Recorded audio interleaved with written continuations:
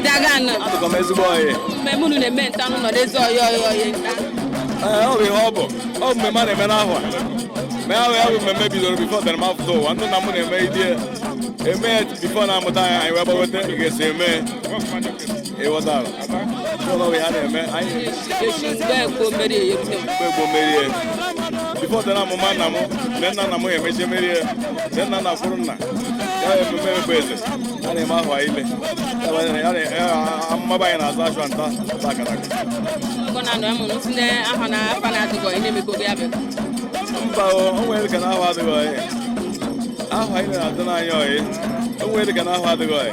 Maka emere emegbu o nwere ngozi na-eso ya. Nke mbụ na ndị ile ọgọ ga-ama onwe na-ebuje mmanya. Mee ndị nwa nwa kwụrụ nwa nwa shime ha amata onwe ya. Maka ha amataghị onwe ha na-eji ata ya gbagbo ji kpara amataghị onwe ya. So na ahụ ihe ọ bụ. Ahụ ihe bụ mmemme dị ezigbo anyị. Ma o nwere ngozi ndị ọzọ na-eso ya. Na-agọchawa ọzọ na ya dị ndị ọzọ. Ihe a na-aga ọfụma. Ọ na-aya ya chaka. Onye mmemme ka ọ ya owere ichie. Ndị ụka na-abịa mgbe na-eme ha na-ejikọta ya bụ obodo ọnụ ebe ya bụ mmemme m na-ejikọta unu ma ndị nọ n'ụlọ ma ndị ga-anọgụ n'ụlọ ọnụ. Gịnị ka obodo ndị ụka? Ọ dị ka a na-asị gọọmenti bụ na-enweghị. Ndị ụka bụ na-enweghị. Onye ọ bụla aka ụka asị na ọ bụ religion ọtụ iri chi na ya. Mana omenala obodo ya na ọmaghọ. Abụ nwa Igbo ịbụrụ onye ụka ka ịbụrụ onye Muslim. Ọ bụ ime mgbe na wichi. Ọ bụ ijekọ onye okwu ine. So ijekọ onye awa. So bụ ịza mara ha ịza Mr. Jack ma Mrs. Jack.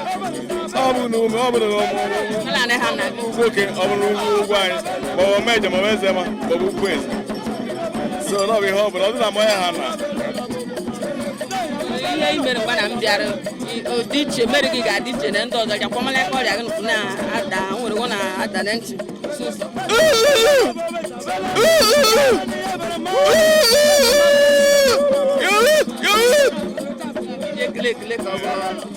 Ihe na-abụ ndị be anyị na-agba ọ bụrụ na o nwere onye jere ọrụ bee ma ọ na-ejere ahịa mgbe ndị chi ejere na-enwere onye kara aka sị na ya na-emeri ihe alata aṅụm okwukwe ihe a m ṅụrụ bụ okwukwe na anyị bụ ndị oke na-abịa anyị aṅụm okwukwe na anyị ozezuru ka emee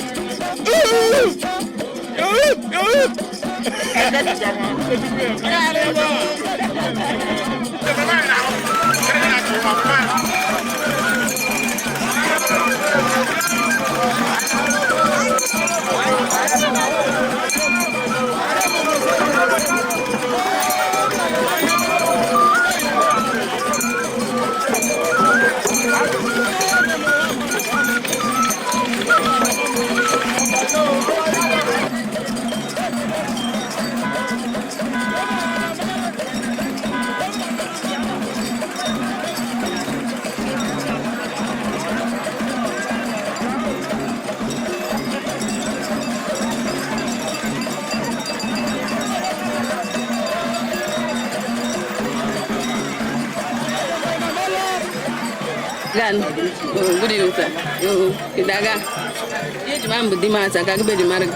Okay, ihe ji mara m bụ ọzọ Igbo ndụ n'ebe agwa afọ nwere lọta m enyi ka ụzọ 1 n'ebe agwa nkwọ. Ụzọ 1. N'ebe agwa nkwọ enyi ka ụzọ ịkpọ ma etoji ya mara enyi ka ụzọ.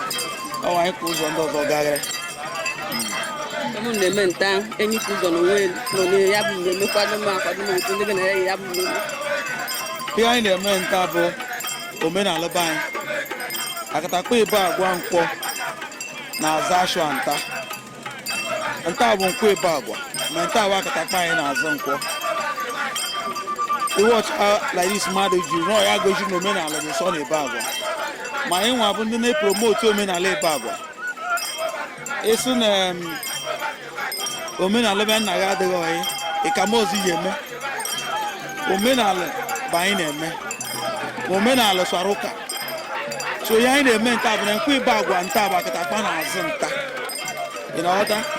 So anyị ga-eji nta agwa ndị ụwa n'ụbọchị niile na mgbahwa na o were ụbọchị bụ nke Chukwu bụ eze Chitoke Abịama nọ n'igwe.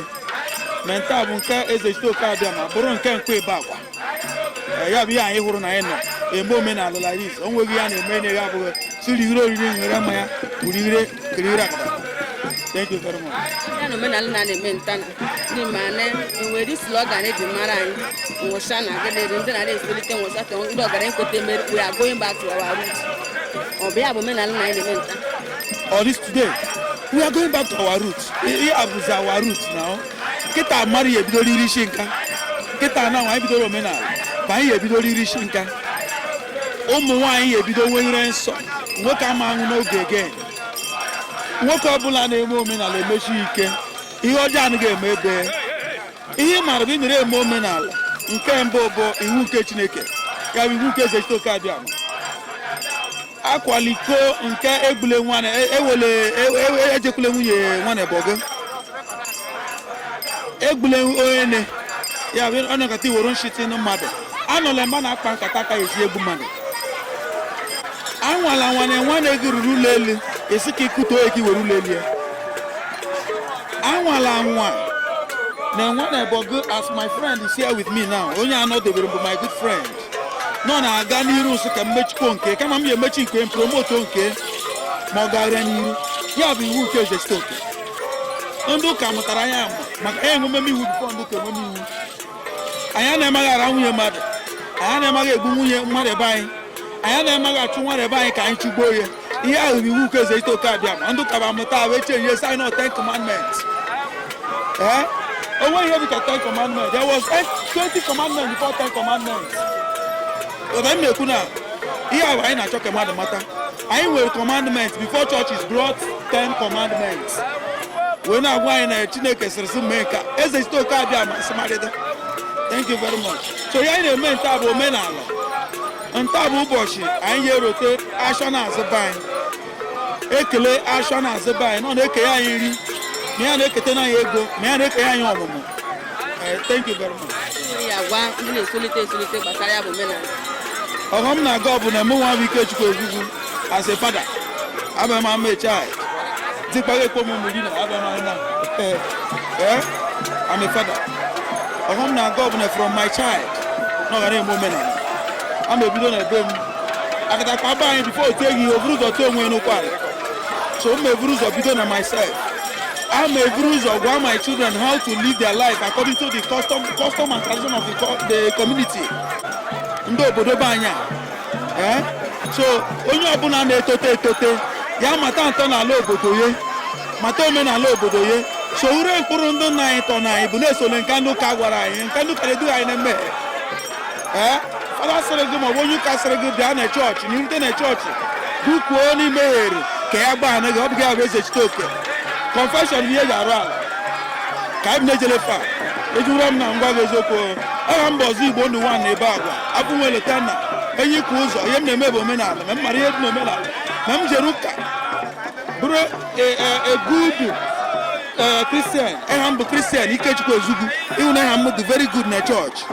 Ejechiri m ụka ike na Anglican church ga-eso na kwaya soru na ndị brigade. I'm a captain in brigade na Anglican church. Therefore ihe budo gbasara ụka ahụchaghị mamị ya mara that na it doesn't work for us. Confession bụ eji arụ arụ. Confession bụ eji arụ arụ. A na-eje kwuo njọ na-eme ha. Ị na-eji agwa fara ọmụrụ nwa ekele ka m kwuchi ka m gwara gị. Ị na-eji agwa fara ka ji ebuba di fara oji nwaanyị. Ị na-eji agwa fara ka nwa gị na ndị be gị si ebu fara ọmụsho gome nwa. Ị na-eji agwa fada ntọ n'ala obodo gị ọ na-agọma fada mara nsọ nwaanyị. Eweli iwe ọba akwụkwọ ọba eji agba ndụ.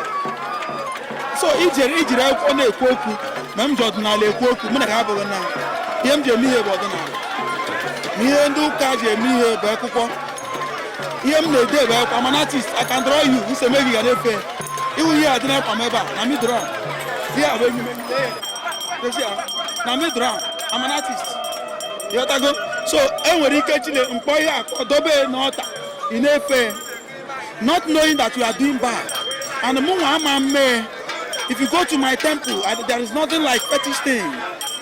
Ịghọtago the thing now because I know my father, I know my people, I know my family. Ebe m si go bịa nwoke m ada ka m gwa gị eziokwu na-agwa ndị mmadụ na onye foto ụwa ya mara ebe o si bịa ụwa mara ntọ n'alụ ndị obodo gị mara ihe nna ahụ gwara gị. O nwere ihe Chijioke kwuru sị na onye ọbụla pụtara ụwa mara nna ya amarugo n'ichie dị afọ ịpụta ụwa hapụ nke na chọọchị gwara gị irute na my church I have temple irute na my temple ndị na-akachi ụka ike bụ ndị ụka nke anyị ndị ụka nke abalị and ebe a ka anyị na-enweta ego my sisters ka m gara ikwuchi everything ego ka na ndị na-eji ụka ndị na-eji ụka ka ya abụ ịbịa ịnarụ ha ego mana ndị na-eme omenala dị si ya ji egote ya eme omenala egote emeri o were ka ya gote imeri omenala mana onye ụka bịa ịgwa ya ego na iriju afọ. So my people, ihe anyị na-arịọ bụ onye bụ n'ala mata omenala nna ya, onye pụtara ụwa mata omenala ya. Omenala bụ mbụ. Bishop Nsukka me to say o nwere ebe m gwara ya that o kwuru sị na o nwere ihe a na-aga ọba nyanwụ ezechite oke na ndị okike ezechite oke abịa and say Bishop, thank God for you to say this. Maka na ị gwara anyị na ndị a vụrụ chọọchị ụzọ ibunu ndị gara wetara anyị omenala ụfọdụ akatakpa anyị na-agba na nchi gara wee bịa ndị gara vụrụ chọọchị ụzọ wee bịa be anyị wee na-agwa anyị ka anyị ga-esi wee febe omenala anyị mebe omenala anyị mana ndị ụka bịaziri nke ha sa anyị hafụ omenala anyị for entirely mebeze nke chọọchị anyị ahụghị anya ya I don't know St. Paul, I don't know St. Jude, I don't know St. Joseph, but I know St. Simon, I know St. Damiel, I know Saint Elu. I know my own saint. I don't know Igbo saint. Ada, otanshi afogo. Imani diko nwanyi chara acha. Ndeze nwanyi. Then shionwu ka ị na-eme omenala be nna gị. Omenala bụ ihe ahụ ndị obodo gị kwuru na-eme. Ihe ahụ ndị obodo gị kwuru na-eme. Nwaanyị nọ na di agbana n'ezi. Nwaanyị nọ na di ejina na be di nye nwoke ọzọ ego. In my own house, my wife practiced them. That's the truth.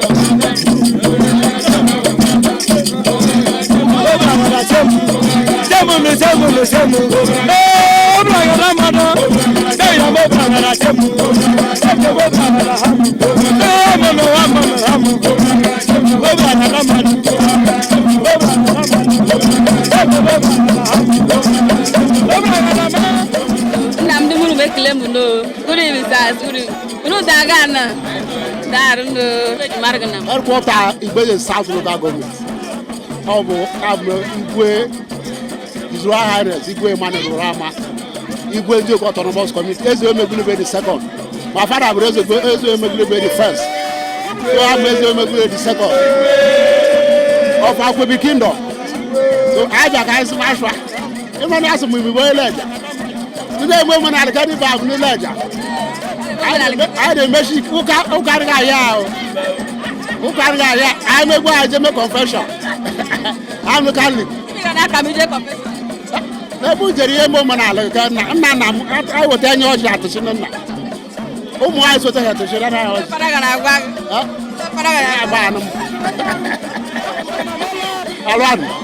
Around 9 a machine. If I had to if I accommodate people from all walks of life. Every Yoruba settlement, where outside settlement, where that belly grew by, and the name window on the Yana and go. No, Minise, like Kuze, where Yoruba in the back. My community. My name is If I don't state no so. If I don't know so. So I will want to go to the bus community. I want to solidify na abu mmemme mana omenala na mebi ihe jiri mara nna na ha si mbere ngwe kwobito azu wele re na net na ya na ahum dem na asin na nna m na hu oju nu weta agoma he ke no cha ya la ano chara ha ru mai so oye sin ya na etuka ya wo omenala yo ya wa tradition ya abu go mma ba bia ya go but o feel ko na ya ka etuka eligwe da amala we buzo ala but na ye mo omenala elu I wait to go to the bar. We are going to have it. We are going to buy it.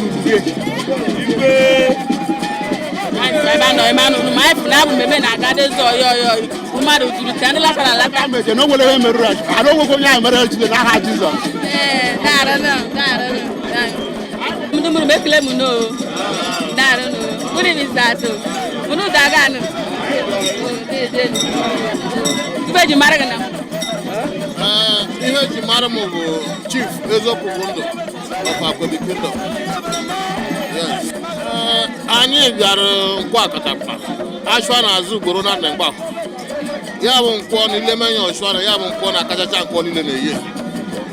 Temadu na-eshi ike na ọ bụ ihe ngwuregwu.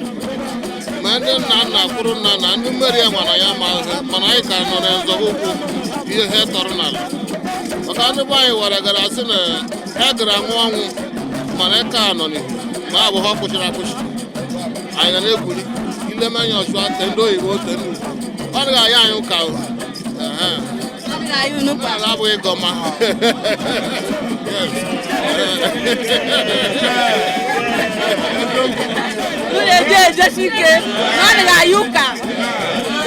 Even Egba-Eze Ibagwa Ibagwa are the three autonomous. He no Oshago, Njoke Kingdom. He want Akwebi Kingdom. He want so no abuna ineme kewe. Cause of level lokeru. Makadem na ma dey aro en but. He want them to okuma.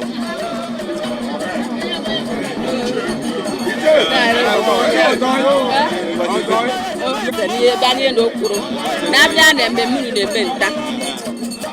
Ya bụ mmemme gbasara ọdịnala ejiri mara anyị. M cha wọta ya na akọwa ya mgbe ọ bụ ihe ọjọọ. Ibi nwere ya akọwa na gbasara ya bụ omenala. Ihe m na-akọwa na gbasara ya bụ omenala. Bụ na ndị Igbo mara ete na nka ka jiri weta ọnụ nwa. Ọ bụ na na mere ezigbo emume. Ihe so ụzọ mụkwụ na gị ma na adaba anaghị toshibiri ike. No nwere na-apụta n'ụzọ asị n'ọnwụnwụ ike ka na anwụrụ. Ịghọtala so na mere eji. Mana aghọta na nna ihe mere ezigbo ihe metere na anyị na-erite ndị Egba-Eze nwa every year. Iwu ide deti nta na-esi elita na anyị.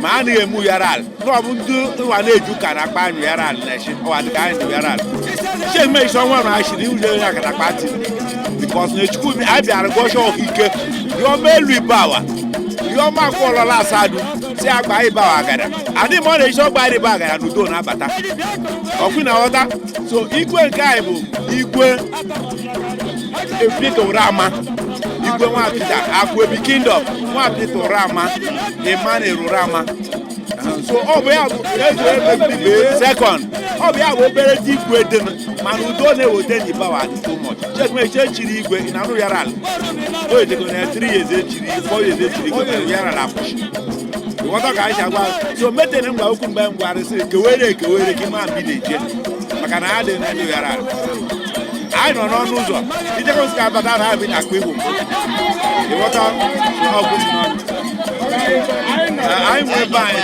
Ike nwere ya agwụ ụmụntakịrị na-esolite gbasara ya bụ omenala. Ibi nwere ga na-agwụ ụmụntakịrị na-esolite gbasara ya bụ omenala. na-agwụ ụmụntakịrị na-esolite bụ ihe na ngwara ihe m gwara nke ka lichere weta ọnụ nwa so ụmụ anyị na-eme na ụmụ anyị na-amụta ile anya na ọ na-eru 2 days AKATAKPA konu na-agba na eji arịa leda so n'ihe na anyị na-eme nwụcha na ụmụ anyị na-ele anyị eso anyị eme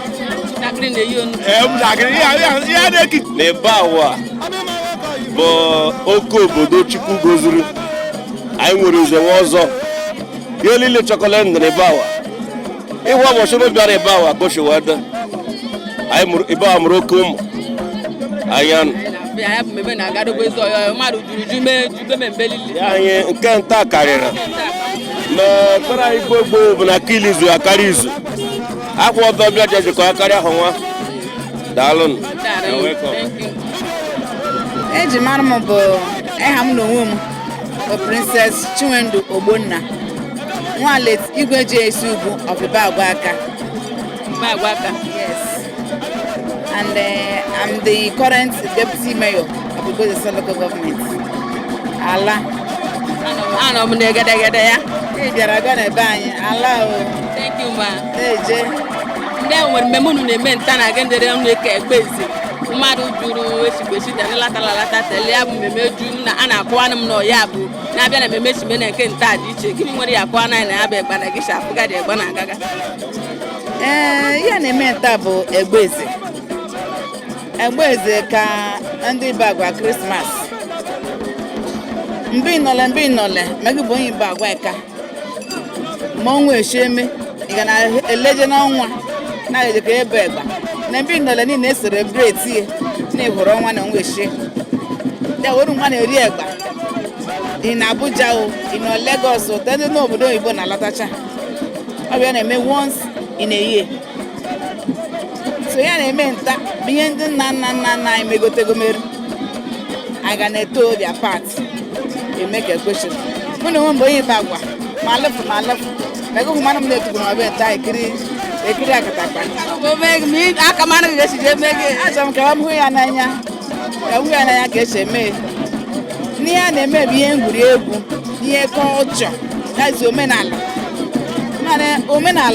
a na-emedo oyi dị ezigbote ụsọ ịhụ na mgbe evu magoja na ọbụna mma gburu ji egwuregwu onye nwere kọbise ọtị onye nwekọrọ gọbebe ọtị ịchọ mgbe ya agba ọsọ gị na ha gbam ọsọ onugwu n'ime egwuregwu ma bụ anyị na-eme ka ahụ nta ahụ o budu m ezigbote ụsọ ọ bụ na asọ m Polina ịghọta maka na ihe mejọrọ oyi dị mụ na ụmụ oyi ihe dọị ọnwụ ntụgị m abịa nguzo m ọtọ nlejimanya benu obi ga ha m nwa ịhụ na mmadụ apa ka na mabe o budu m ụsọ ya agwa anyị bụ ndị na-esolite ma ndị agha amụla eme ndị gbasara ya bụ omenala na omenala bụ ihe ejiri mara ndị na ọ bụghị ihe ọjọọ ihe m na-agwa ndị agha amụla ego ka ụmụntakịrị sorije bụ ka ha enyomite nzọmụkwụ ndị nna anyị na ndị na-eme ịṅụcha gọbụla mgbe mgbe ruru nke ha emere ka ga-adịghị oyi na ha maka na-eme ya nwa ha emegide ha gwa maka edo oyi ha ya atizi eme ka ọha ile dịrị hapi ọkpụrụ ihe egwuregwu so tinyere obodo gara n'ihu ịmazụ nkeketeke ma m ga na-asị gị na onwe gị amarịcha nwaanyị alụa ị ga-adị ka ije ma jee ọrụ na aka ile na ma ọnya adị ma eke atakwa m ihe takwa m aka ile na ahụ n'ego ije ji aka ile karịa ahụ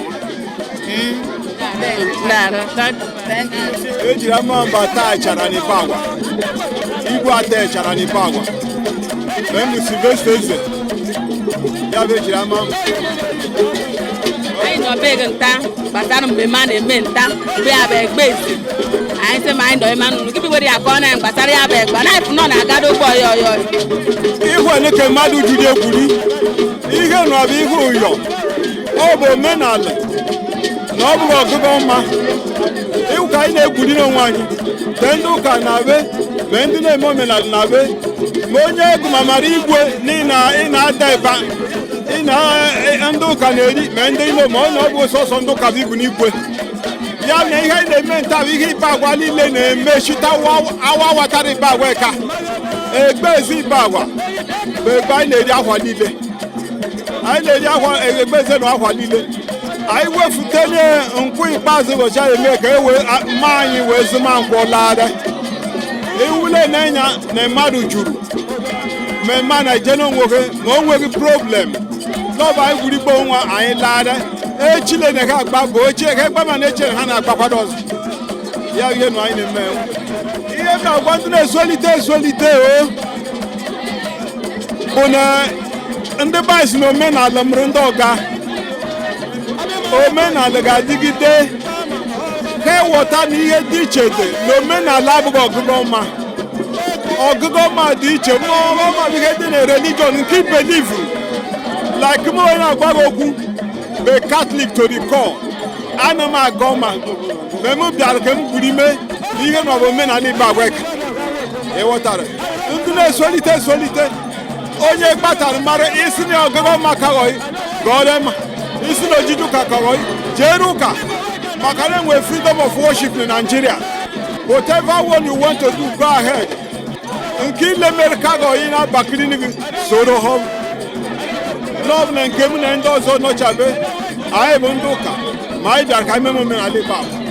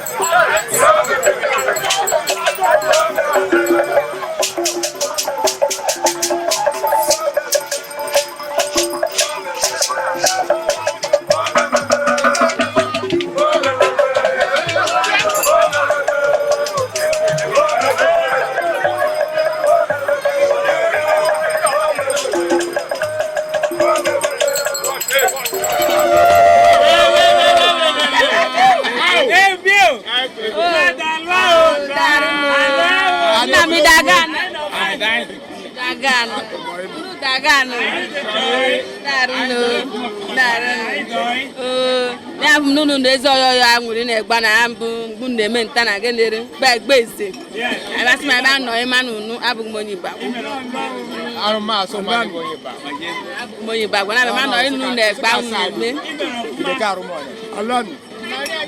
Kemi nwere ya ka ọ na-agbasara ya bụ Egba meru n'ụlọ eji nọrịte ndị lata bịara ya bụ Egba te ndị nọ n'ụlọ tọ ha lefutado kwado gburu ekike dị aga ịbịa bụ eme ya bụ mmemme biko anyị kelere gị ọfụma na ịbịara m ihe anyị na-eme Egba anyị na-eme adaraghị anyị bereru n'ọbịa na-eme abama anyị ma na anyị na-adị ezesi gọọmenti bịa mụrụ na anyị mechiri ede na ụmụ anyị mụrụ ya eme omenala ahụghị ọ bụrụ na ị chọrọ iji ụka na Ibagwa n'obi chitere Akatakpa na ejere ụka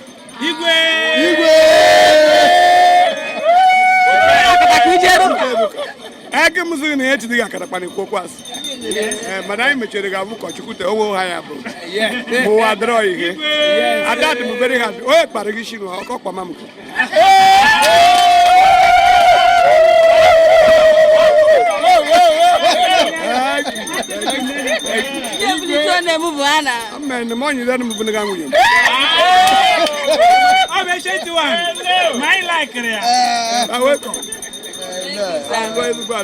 nwere ya agwa ndị esolite gbasara ya bụ mmemme n'ime na ya bụ mmemme ejiri mara ndị na-asị na omenala Igbo anyị ihe ejiri mara ndị ma ọ bụghị ihe ọjọọ ya ụdọke ka m kwuru na ọ bụrụ na ị bụrụ onye Ibagwa na ọ bụ imechedere Akatakpa mechere nwe gal yiri eji ụka yiri ma ụsa ihe mmere ma nwee ka m na-agwatụ ụmụntakịrị na-esolite ka enyi ore enwechi eme na ha emekọ nkeke ka ọ karị m ụlọ anyị maka na ihe nwa abụghị ihe eji achọ okwu mgbe gboo ka m kapụtara anya na ọ bụ ihe Ibagwa ji mara onwe ohe ọ na-enye ha eka ohe na-eme ọgọ na ọgọ mara ikpe ha ịbịa na na-ebume ya azụ mgbe Akatakpa na adịkara ashwa o nwere ọ bụ iru obe ụmụ ya ga-adị ndị omenọ ha kpọrọ ụmụ ha ka bịachara ndị komkpọrọ nke ha bịa onye nụ amụrụ menna na mụrụ ha ka ga-eji ama onwe ma nwoke anọ gara ejete ka ya asị na ka ọ dị na echite na-eme ka ọ na ya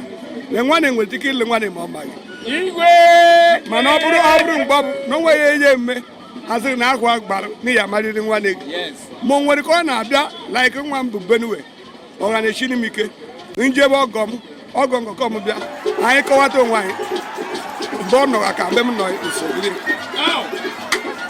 n'ọbịa maka ji onwe mmanya ma Egba-Eze na gwụrụ onwe m onye dị ndụ ya akọwanaghị ihe mgbe ọ malite mana ekpere anyị bụ ndị Ibagwa ile bụ n'ọha n'aka megụ na onwe ogunu abịara abịa ndụ ya dị ogologo meke na-emebe nna gị ya aga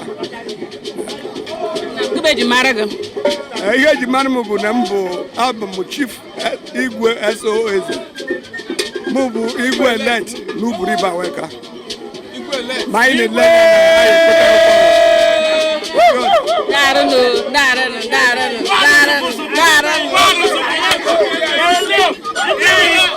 nna ya ekwuche mmeri mana ekwu ụmụ ya gbakọọ ya ọgwụ so ihe m na-ekwu bụ na adaba anyị mbụ bụ nnọọ anyị dị hapi n'ịbịara ịbụ onye Ibagwa na ịbịara be anyị esonye anyị na omenala Ibagwa anyị na-asị gị n'ime n'ihe na-ejenu na Chukwu na-ejenu ya na-atị na mmaji kwuru mmaji anyị nwanne abụ bụ otu Pọ branch IBTU otukpo branch ma anyị tụrụ na ha ya echikọghị echi ma ya kwụchikọ omenala ihe nna nna merụ wee tọba ndị abụghị eji ihe maka ọ bụrụ na ọ bụ eji ihe na ọ mụtakọghị anyị mana enwe mụtara anyị anyị na nwaanyị emere ekwe ụmụ mmadụ ihe ọma so ure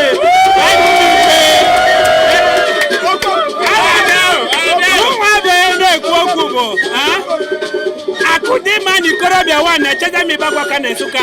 Akụdịma n'ikorobịa 1 na-echeza m Ibagwa aka na Nsụka. Anyị na-ekele gị. Adaba ime o. Anyị ekele gị. Ekwa ekele gị o. Edi Ibagwa ekele gị o. Ụkwụ amị jiri anyị bịba anyị. Ụkwụ amị eji ya ala o. Ise.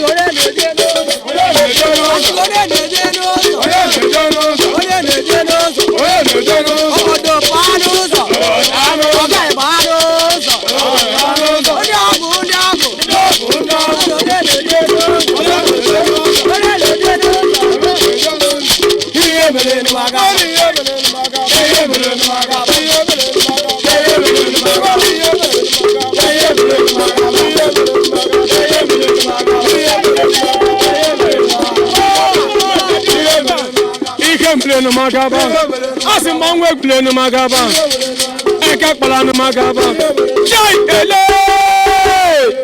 Asimeleya, Ekakpala no Magaba.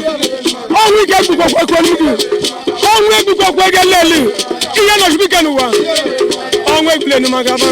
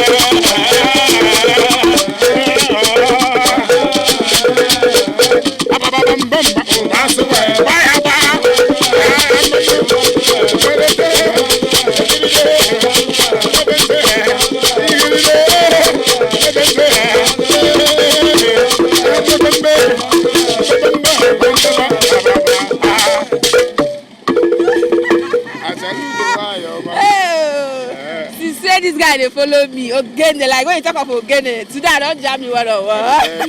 He couldn't a criminal. Na so. All the art and crafts, yes.